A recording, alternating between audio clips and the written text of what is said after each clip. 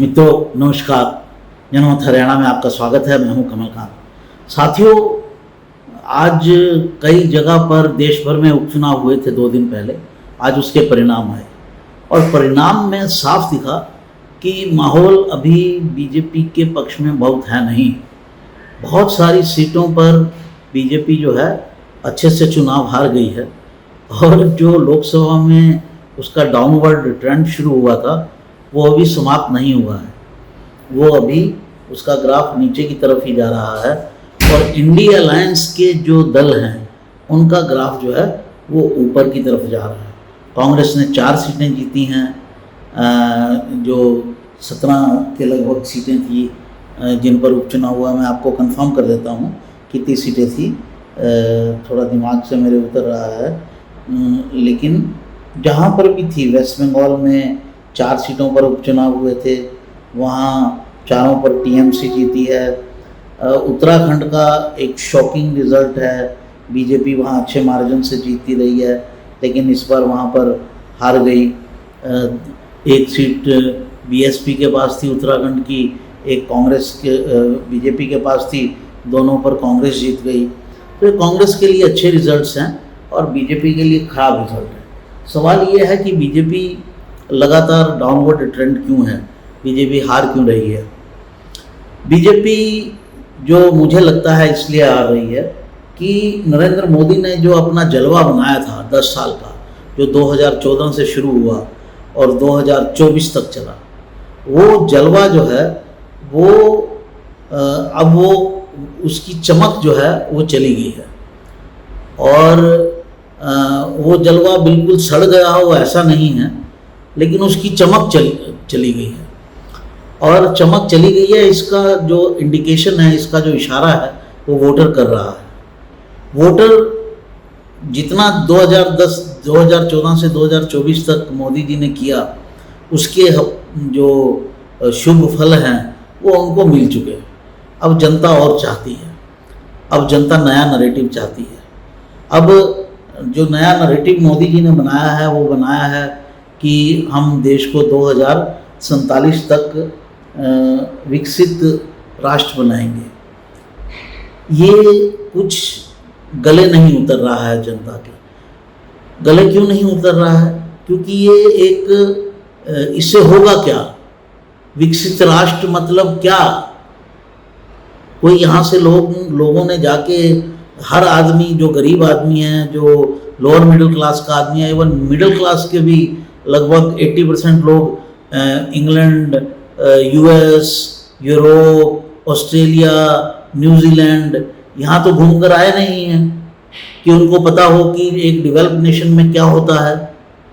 और developed nation की तरफ कुछ बढ़ना भी शुरू नहीं हुआ है कि एक मॉडल सिटी आपने बनाई हो कि ये जैसी ये मॉडल सिटी है, मान लीजिए चंडीगढ़ ले लें, जैसे ये साफ सुथरी एक चंडीगढ़ सिटी है जहाँ हर चीज़ अपनी तरतीब से है, वैसा ही देश बनाएंगे। ऐसा कोई मॉडल आपने इंडिया में पैदा किया? नहीं किया। और विदेश लोग घूम कर नहीं आए हैं, इसलिए डेवलप्ड नेशन क्या कुछ समझ में नहीं है। तो इसलिए जो आपने जो देना है, लोगों को बताना है, वो नया नैरेटिव आपको पैदा करना होगा और वो एक्सप्लेन्ड नैरेटिव होना चाहिए। जैसे 2014 में लोग कांग्रेस की करप्शन से दुखी थे, तो करप्शन से दुखी होकर और तब तक गुजरात में अच्छी तरक्की हो रही है, ये कंसेप्ट जो है वो आम आदमी तक आ गया था। बड़े बड़े लोग बोलने लगे थे, बड़े बड़े अखबार में पीसेस लिखे जाने लगे थे कि गुजरात में अच्छी डेवलपमेंट हो रही है, अच्छी इन्वेस्टमेंट आ रही है, अच्छे शहर हैं। तो वो लोगों को अट्रैक्ट कर रहा था, इसलिए कांग्रेस गई तो मोदी आए।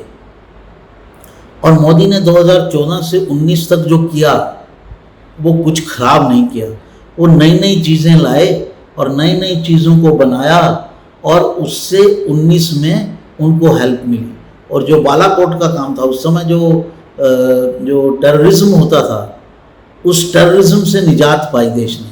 और बालाकोट और इस तरह की जो काउंटर अटैक किए, जो घर में घुसकर मारा, वो नई चीज़ थी लोगों के लिए।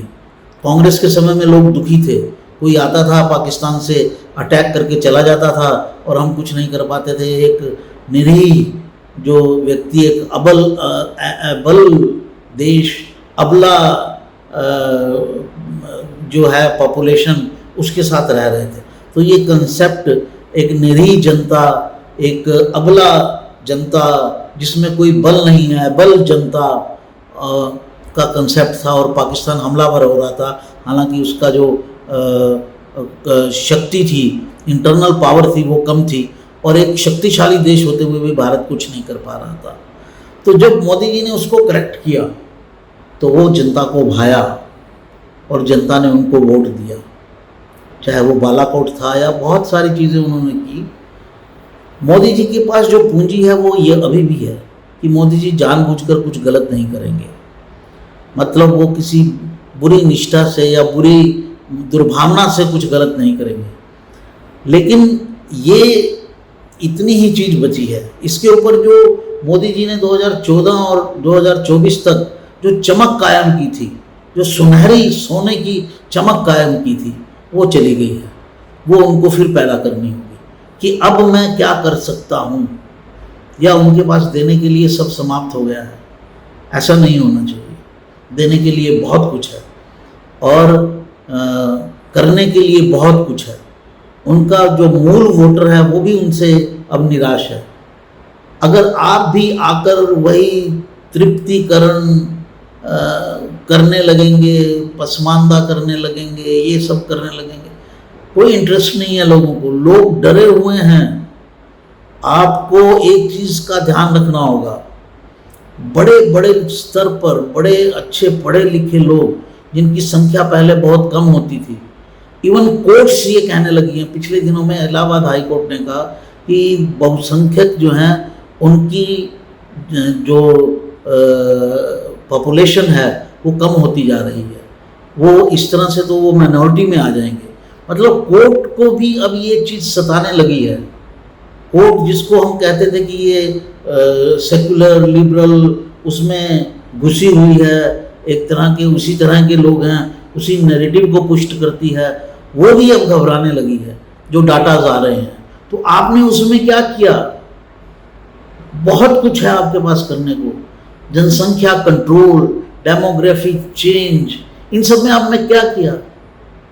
आप तो जो यूनिफॉर्म सिविल कोड है वो भी नहीं ला पा रहे हैं। 10 साल से बोल रहे हैं, एक उत्तराखंड में किया। अरे किया तो क्या किया? कुछ नहीं किया। करके जो होगा देखा जाएगा। ये वाली जो 56 इंच के 56 इंच चौड़े सीने की आप बात करते थे, वो दिखना चाहिए, नहीं दिख रहा है। एक सीए की आपने कोशिश की, उसको भी टाले रखा। चुनाव के समय आपको वो करना पड़ा कि चुनाव के समय करें। क्यों? क्या कोई डर था? क्या कर लेंगे? हो जाएगा शाहीन बाग तो हो जाएगा, एक और 10 शाहीन बाग हो जाएंगे, 100 शाहीन बाग हो जाएंगे।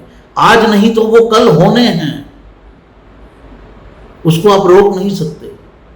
तो जिस दिन भी होने हैं और जितनी देर से होंगे उतने भयावह होंगे। ये परिस्थितियां, ये जो मैं बात बोल रहा हूं, ये आम जनता को ये बात अब डराने लगी है और आप उस पर कुछ नहीं कर रहे हैं। आप अपनी अलग लाइन पकड़े हुए हैं। 2047 में जो है एक मॉडर्न, एक डेवलप देश हो जाएगा। फ्रांस ने डेवलप होकर क्या कर लिया? अभी वहाँ चुनाव हुए और चुनाव के बाद दंगे हुए।